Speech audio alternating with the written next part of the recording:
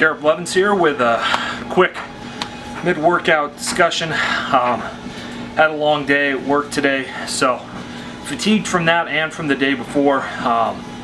Just been really busy, a lot of time on my feet, so carrying a little bit more fatigue. Additionally, this week, even though the volume was down a little bit, I tried to push the intensities and really feeling stale, for lack of a better term, my upper quads as I'm doing all these squats, especially out of the hole. Just feeling no power, no bounce. The way I would describe it is my upper quad just feels tight. Like I don't know a better way to discuss it other than like a lazy muscle. It's just not really firing, it's not doing too much. So these reps are slower than usual, which is really hard on me. But I'm really surprised me moving this weight. It's 525. For sets of 6, as easy as I am, especially how beat up I am. Really excited to see how I do when I start releasing this fatigue. And again, it wasn't a big fatigue buildup, just like a week or two. I'm starting to move away from digging myself real deep into a fatigue debt because it's just hard to know when you're going to get out of it. There's so many factors at play, so you kind of want to, at least in my opinion, in my training, have at least one day a week where you're feeling pretty good, feeling kind of like you want to go into the gym, you want to train, and you're feeling pretty well recovered. At least once every 2 weeks. If you go 2 weeks and you just feel more beat up every workout and you're just hating going to the gym, it's time to back off the volume and the intensity a little bit and give yourself a little bit of a break. That said, should be going to some lower reps pretty soon, upping the intensity but lowering the overall volume. Excited to see what happens. It's kind of a transmutation phase where you take what you did in a loading block and then you transmute that into strength. So there'll be a transmutation phase kind of in the middle there, and then a peaking block where I get real sport specific, some singles leading into nationals. So gonna make this video a little bit shorter. I'll have some training footage for you, but that's about it, and hope you enjoy.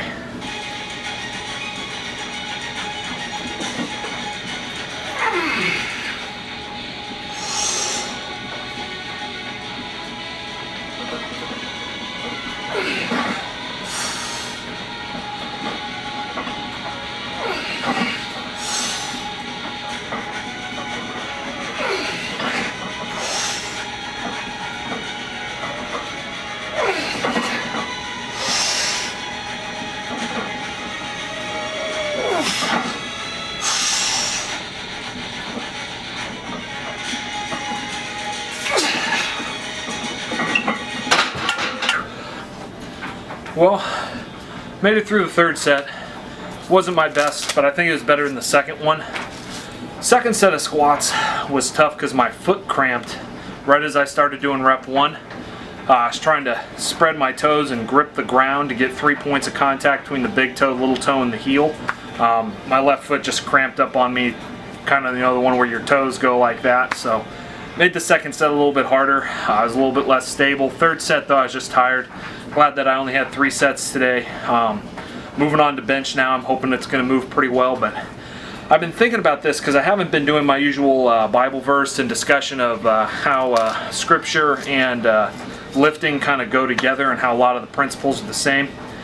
And that doesn't mean that I've somehow abandoned my faith or anything like that. Nobody's commented on it, so I don't know if anybody's watching those anyways, but one of the things that I worked on the most and I've been a little hesitant to talk about is the last course that I just took, which was an interpretation course on Revelation. There's so many weird things with Revelation, and so many cults and just in general weird people have gotten a hold of Revelation and done really weird things with it.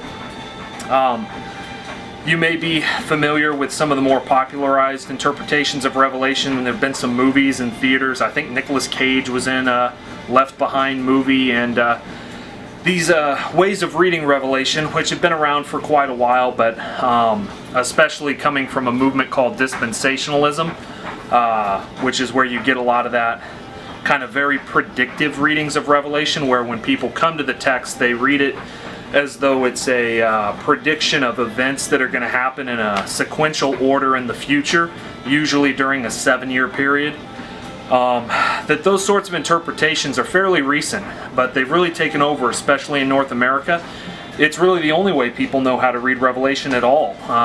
And so I've been wondering how to discuss that, because it's such an abstract book and it kind of takes in-depth study to discuss it, and a lot of the topics are extremely controversial. But one thing I'll say is it was very eye-opening when I learned how to read Revelation a different way, which is more reading the book as a symbolic book, a book that talks about reality using symbols, metaphors, and what we would call apocalyptic imagery, which is very strange to us, because if we try to read it like a newspaper or a magazine as though it's literal, we get really messed up really fast. I mean, Revelation has some very creative images in it, but we need to take the images for what they are, images and metaphors. So anyways, the one topic I've been most hesitant to talk about, but I figure I'll kind of start putting some feelers out there if anybody wants to start having some discussions about it, just more in general, not necessarily out of specific texts,